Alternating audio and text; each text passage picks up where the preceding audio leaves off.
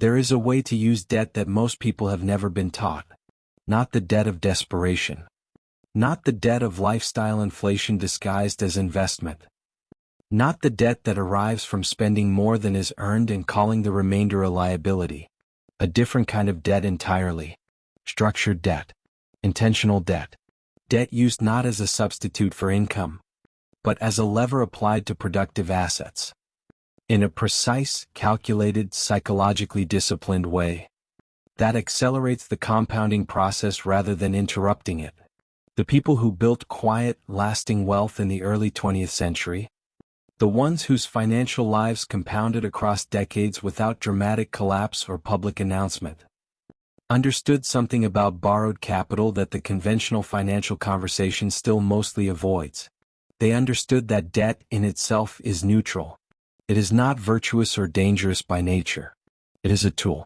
And like every tool, its outcome is entirely determined by the hand that holds it, by the understanding behind its application, and by the discipline with which the conditions of its use are maintained.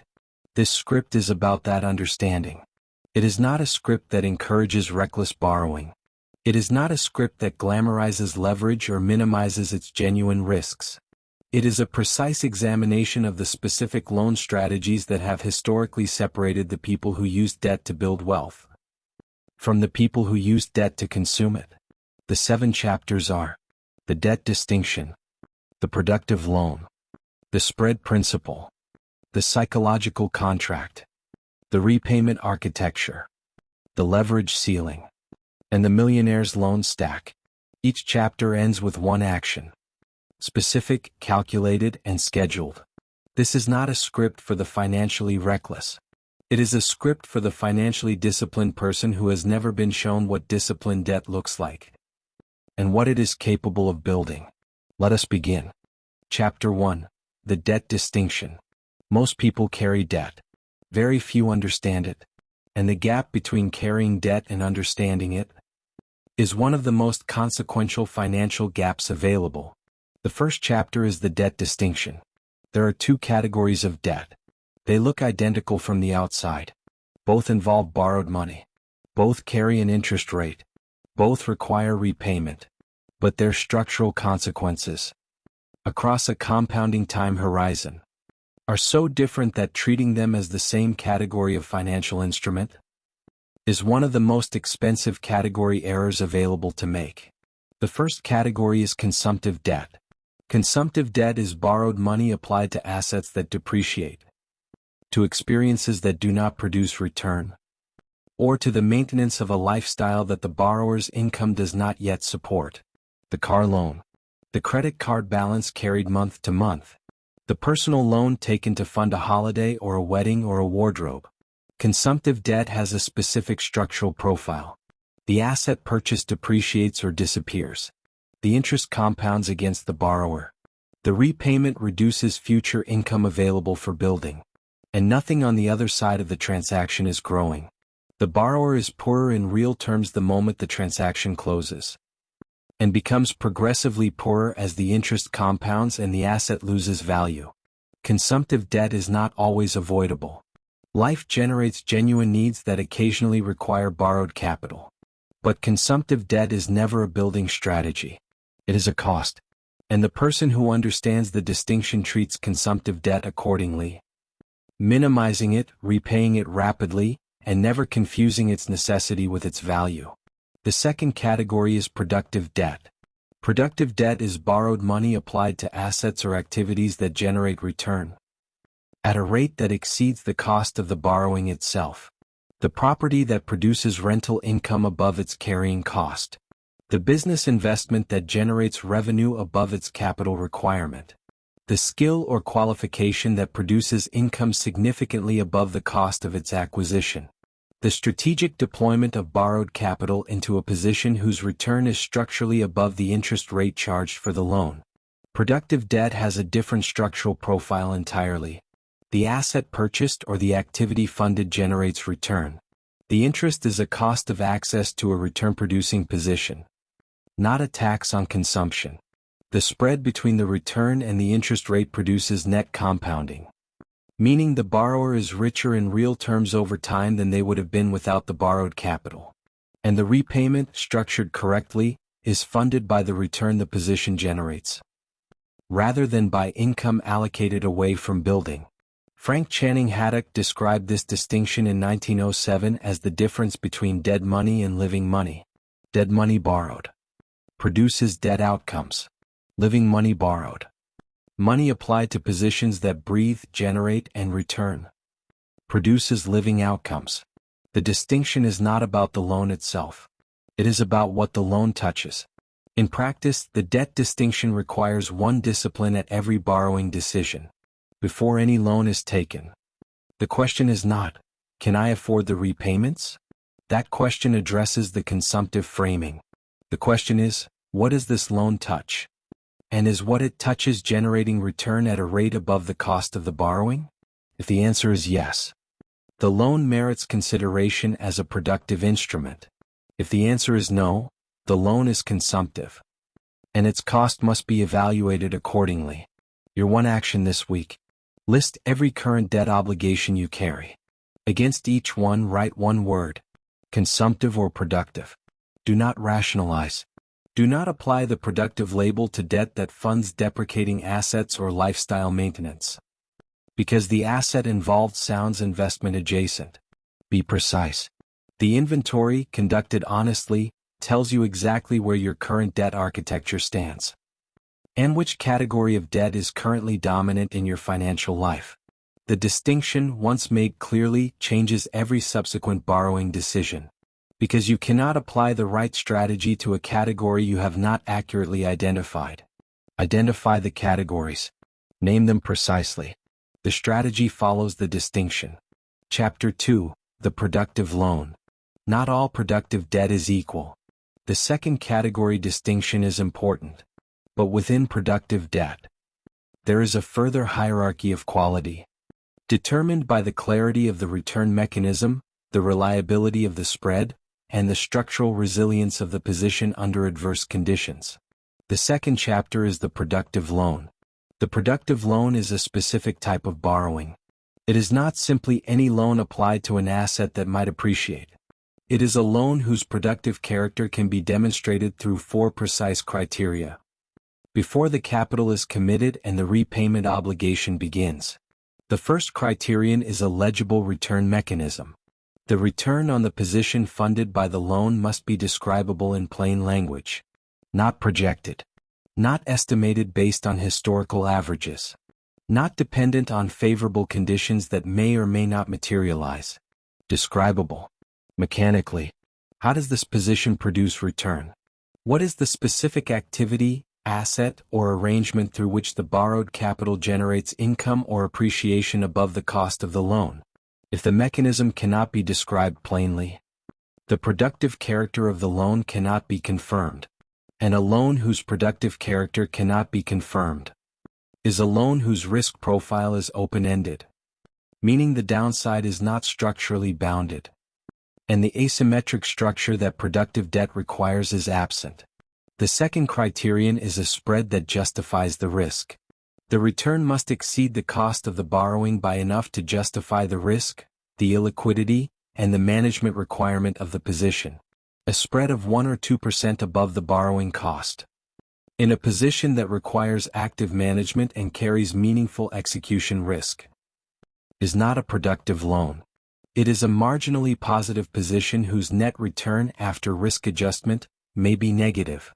The spread must be meaningful enough that after accounting for the full cost of the position, the carrying cost of the loan, the management cost, the tax implication, the opportunity cost of the capital and attention applied, a genuine net positive return remains.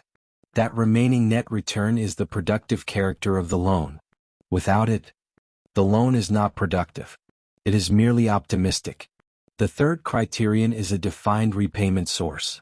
The most structurally sound productive loans are repaid from the return the position generates, not from the income the borrower earns independently of the position. When the repayment is sourced from the position's return, the loan is self-liquidating.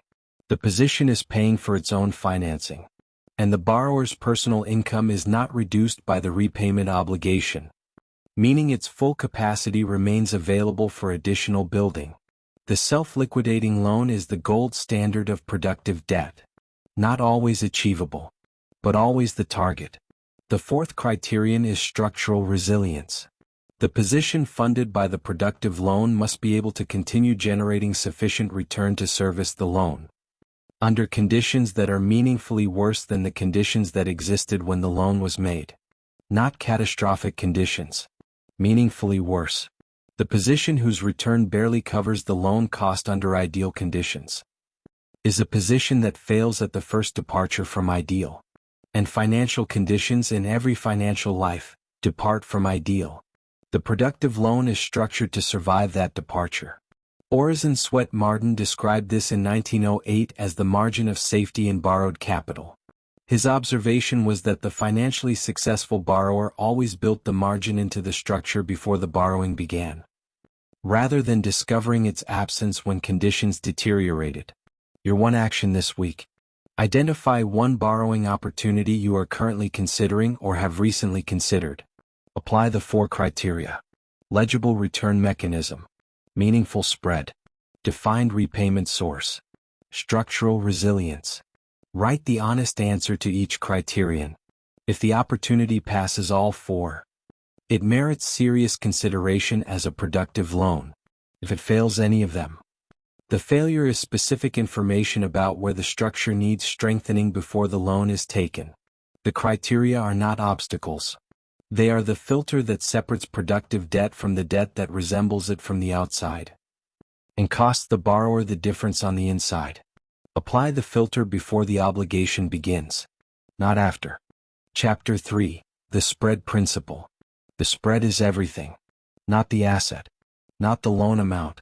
Not the interest rate in isolation. The spread between what the borrowed capital earns and what the borrowed capital costs. The third chapter is the spread principle. The spread is the single number that determines whether a productive loan is building wealth or merely rearranging it. A positive spread, where the return exceeds the borrowing cost, means the borrowed capital is producing more than it cost. The borrower is wealthier for having made the arrangement. Not wealthier in the visible, immediate sense. Wealthier in the structural sense. In the sense that the net position is compounding in their favor, with the compounding accelerated by the use of the borrowed capital rather than constrained by its absence. A negative spread, where the cost exceeds the return, means the borrowed capital is destroying value at the rate of the negative spread. Regardless of how the position was described, how confidently it was entered, or how many other people made the same arrangement. The spread is the honest arithmetic of borrowed capital. And the honest arithmetic is the only arithmetic that matters. William Walker Atkinson described this in 1906 as the net productive value of borrowed capital. His observation was that the financially sophisticated borrower thought not in terms of return, but in terms of net return after the full cost of the borrowing, and the difference between return and net return. The spread, properly calculated, was the only number that reflected the genuine financial consequence of the arrangement. In practice, calculating the spread requires accounting for 4 cost components. The first component is the stated interest rate, the nominal cost of the borrowing as specified in the loan agreement. This is the component most people calculate. It is also the least complete component of the actual borrowing cost. The second component is the all-in carrying cost, beyond the interest rate. Every cost associated with maintaining the loan and the position it funds. The origination fees amortized across the loan term. The management costs of the position. The insurance, maintenance, and compliance costs if the position is a property or a business. The tax implications of both the interest cost and the return generated. The all-in carrying cost is almost always meaningfully higher than the stated interest rate, and the spread calculated against the stated rate alone is almost always meaningfully more favorable than the spread calculated against the all-in cost. The third component is the opportunity cost, the equity deployed alongside the borrowed capital. The down payment, the initial investment, the capital at risk, has an alternative use.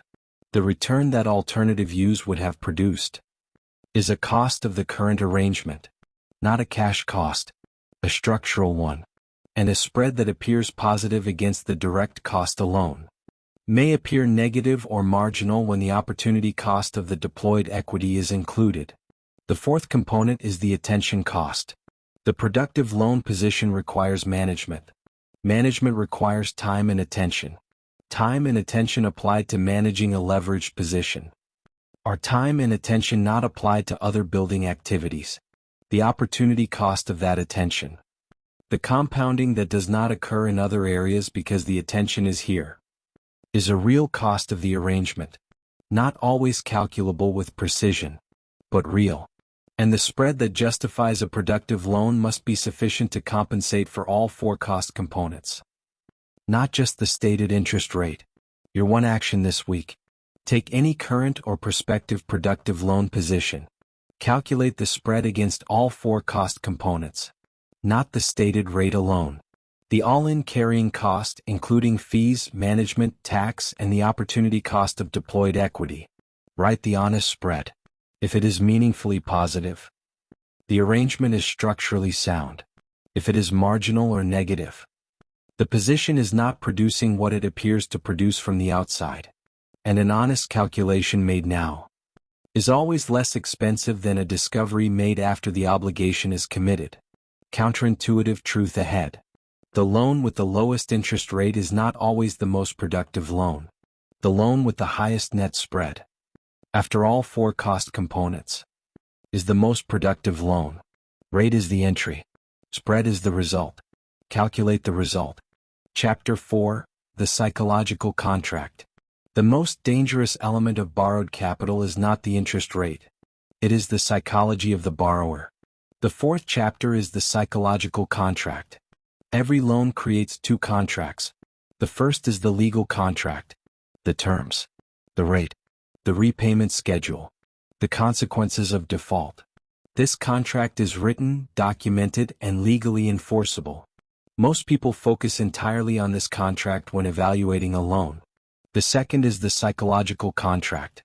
The internal agreement between the borrower and themselves about how the borrowed capital will be used, managed, and repaid, under the full range of conditions that will arise between the moment of borrowing and the moment of full repayment. This contract is unwritten. It is never reviewed by an attorney. It is never signed. And it determines the outcome of the loan far more reliably than the legal contract does. Because the legal contract governs what happens if the arrangement fails. The psychological contract determines whether the arrangement succeeds. The borrower who enters a productive loan with a clear, specific, internally committed psychological contract, a precise understanding of exactly how the loan will be managed, exactly what conditions will trigger a review of the position, exactly what the repayment discipline will look like in every month of the loan term, is a structurally different financial actor than the borrower who enters the same loan with only the legal contract in hand. James Allen wrote in 1902 about the power of definite purpose in financial life. His observation was that the person who could define exactly what they were doing with borrowed capital, who had a specific, behavioral, internally committed plan that did not depend on conditions remaining favorable, used borrowed capital in a fundamentally different way than the person who had a general intention and a legal obligation. The general intention dissolves under pressure. The definite psychological contract holds. In practice, the psychological contract is constructed through 5 specific commitments made before the first dollar of borrowed capital is received. The first commitment is the use commitment. Exactly what will this borrowed capital be applied to? Not generally. Specifically. The address of the property. The name of the business. The specific qualification or asset. The use commitment prevents the gradual migration of productive loan capital into consumptive purposes, which is one of the most common and most expensive loan failures available. The second commitment is the management commitment. Exactly how will this position be managed during the loan term? Who is responsible for each management task? On what schedule? With what standard of performance? The management commitment prevents the neglect that erodes return, and the drift that turns a spread-positive position into a spread-negative one. The third commitment is the repayment commitment. Exactly how will this loan be repaid? From what source? On what schedule? And what is the plan if the primary repayment source underperforms in any given period? The repayment commitment is the most critical element of the psychological contract. Because repayment pressure is the moment when the psychological contract is most severely tested. The borrower who has made the commitment in advance and specified the contingency plan responds to repayment pressure differently than the borrower who has not. The fourth commitment is the exit commitment. Under what specific conditions will this position be exited? Not vaguely. Not when it feels right. But specifically, what would have to change in the position's fundamental performance for exit to be the correct decision? The exit commitment prevents both premature exit, the abandonment of a sound position because short-term conditions have deteriorated, and the refusal to exit a genuinely failing position because the borrower cannot face the loss. The fifth commitment is the review commitment. On what specific schedule will this loan and its underlying position be honestly reviewed against the four criteria of the productive loan? Not when the borrower feels like reviewing it. On a scheduled, recurring, calendar-committed date, at which the spread is recalculated honestly. The psychological contract is reviewed, and any necessary adjustments are made before the drift becomes a damage. Your one action this week: write the psychological contract for one current or prospective loan. All 5 commitments. Written. Specific. Dated. Not for anyone else. For yourself. Because the psychological contract is not a performance. It is the internal architecture of the loan's discipline. And the discipline is the difference between the loan that builds and the loan that costs. Write it before the loan is taken. Or write it now for a loan already held, if the contract was never made explicit.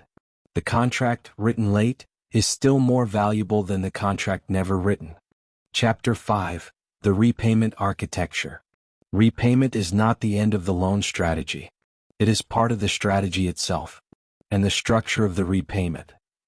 The sequence, the pace, the source, and the discipline of how the loan is retired determines whether the productive loan continues compounding through its full term, or is interrupted, restructured, or defaulted before the compounding completes. The 5th chapter is the repayment architecture. The repayment architecture is the specific structural plan for retiring the loan in a way that 1. Protects the spread throughout the repayment period. 2. Does not redirect income from building activities into debt service. 3. Accelerates the repayment when conditions allow, without triggering prepayment penalties or disrupting the position's productive operation. 4. Maintains the psychological contract under the full range of conditions the loan term will encounter.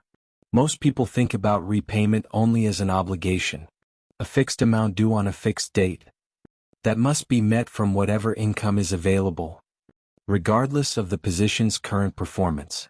That framing treats repayment as a tax on income, and a tax on income, applied continuously across a multi-year loan term, reduces the income available for building by exactly the amount of the repayment obligation for the full duration of the loan. The repayment architecture treats repayment differently. It treats repayment as a structural activity, to be funded from the return the position generates, sequenced to protect the compounding of the overall financial life, and accelerated strategically when acceleration does not compromise building in other areas. Ralph Waldo Trine described the ideal repayment structure in 1912 as the self-retiring arrangement. His principle was direct. The best loan is the one that pays itself back from its own production, leaving the borrower's primary income stream entirely free for compounding in other directions. The self-retiring loan is the gold standard. But even where full self-retirement is not achievable, the principles of the repayment architecture still apply. In practice, the repayment architecture is built around 4 structural decisions. The first decision is repayment source prioritization. In order of preference, repayment should be sourced from: first, the return generated by the position the loan funds; second, a dedicated repayment reserve; funded by a fixed allocation from income on the day income arrives, before any discretionary spending decisions are made. Third, and only as a fallback, from general income, with the explicit understanding that this source requires a corresponding reduction in building activity elsewhere, and that the strategy to return to sources 1 or 2 is active and scheduled. The source prioritization is not just financial, it is psychological.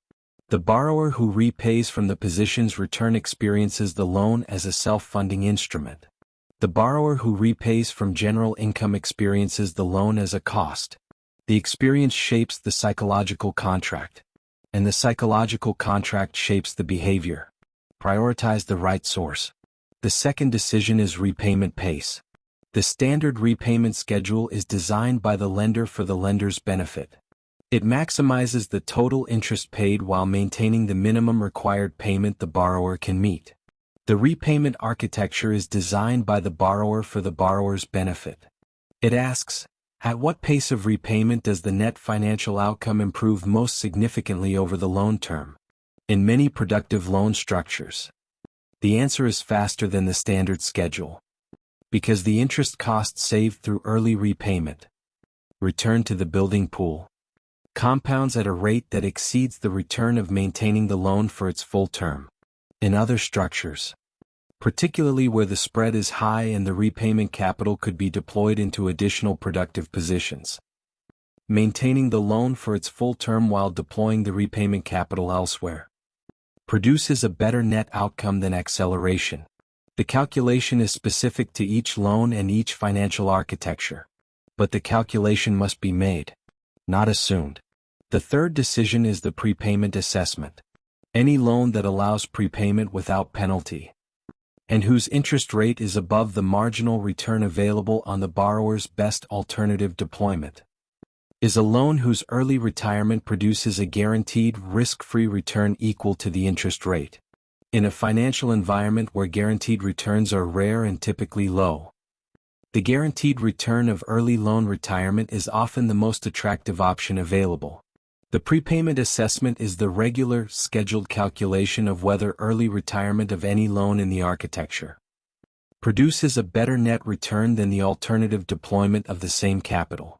It is conducted at every scheduled review, and its result shapes the repayment pace decision for the following period. The fourth decision is the psychological contract review. At every scheduled review, the repayment architecture is assessed against the psychological contract commitments made at the loan's origination. Is the repayment being sourced as committed? Is the pace meeting or exceeding the schedule? If not, why not? And is the deviation a temporary condition or a structural drift? The review is the enforcement mechanism of the psychological contract. Without it, drift is invisible.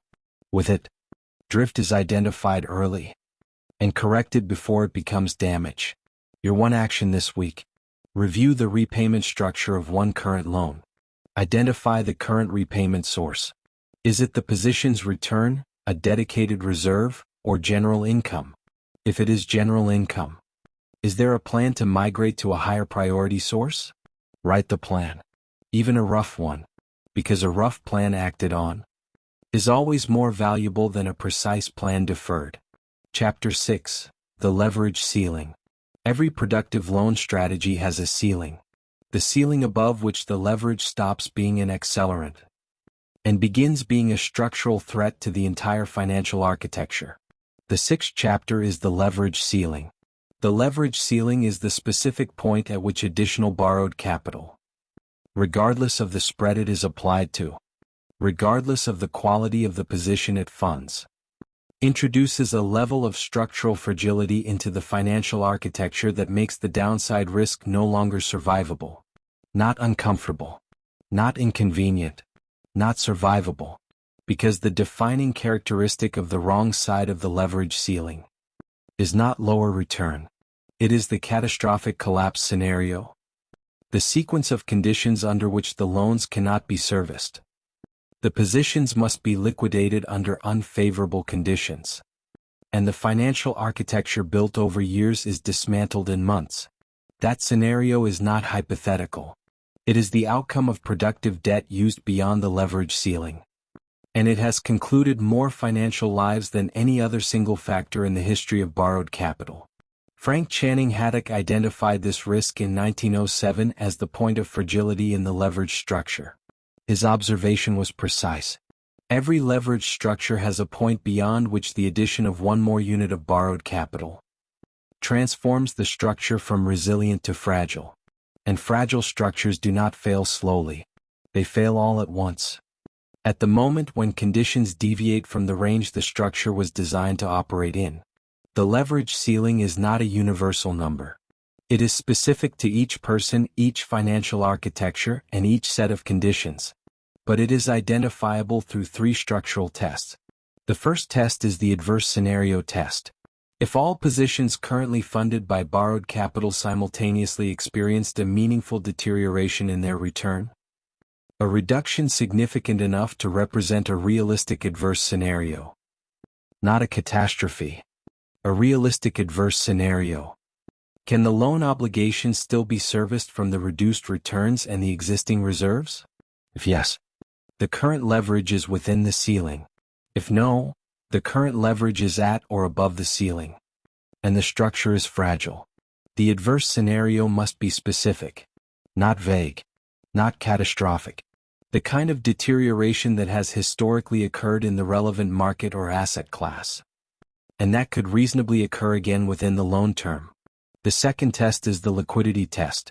If it became necessary to service all current loan obligations from liquid reserves alone, for a period of 6 months, without any return from the leveraged positions, do the liquid reserves exist to do so? The 6-month liquidity standard is the buffer that separates the leverage structure that survives adversity from the one that fails at the first deviation from plan. If the liquid reserves do not support 6 months of loan service without position return, the leverage ceiling has been reached or exceeded. The third test is the concentration test. Is any single leveraged position large enough that its failure, the complete loss of the capital deployed into it and the cessation of its return, would compromise the ability to service the remaining loan obligations? If yes, the concentration is above the structural ceiling, regardless of how confident the position appears, regardless of how strong its track record. A position large enough to collapse the architecture is a position that has exceeded the leverage ceiling by definition. Your one action this week: apply all three tests to your current financial architecture. Write the honest answers. If the architecture passes all three tests, the current leverage is within the ceiling. Continue building. If the architecture fails any test, that failure is specific, actionable information about exactly where the structural fragility exists, and exactly what must be adjusted to bring the architecture back within the ceiling. Adjust before the conditions that would reveal the fragility actually arrive, because by the time the fragility is revealed by adverse conditions, the cost of correction has compounded significantly beyond what it would have cost to correct it in advance. Most people stop here. This is where you begin. The leverage ceiling is not a constraint on building. It is the structural condition that makes building last. Chapter 7: The Millionaires' Loan Stack. The loan strategies that build millionaires are not individual instruments applied in isolation. They are stacks. Coordinated, sequenced, structurally integrated arrangements of borrowed capital, each one reinforcing the others, each one occupying a specific position in the overall architecture, and the whole producing a compounding outcome that no single loan position, however productive, could replicate alone. The 7th chapter is the Millionaires' Loan Stack. The loan stack is the complete borrowed capital architecture of a financially sophisticated builder. It is not built all at once. It is constructed in sequence. Each layer added only after the previous layer is structurally stable, generating its spread reliably, servicing its obligation without pressure, and contributing positively to the overall leverage test results. The sequence is not arbitrary. It reflects the principle that structural stability must be established at each layer before the next layer is added, because a stack built on an unstable foundation collapses from the bottom up. regardless of how sound the upper layers appear. The Millionaires loan stack typically moves through 4 sequential layers. The first layer is the skill or qualification loan. The smallest, most accessible, and most reliably productive loan available to most people. Capital borrowed to fund the development of a specific skill, qualification, or capability that produces income significantly above the cost of its acquisition.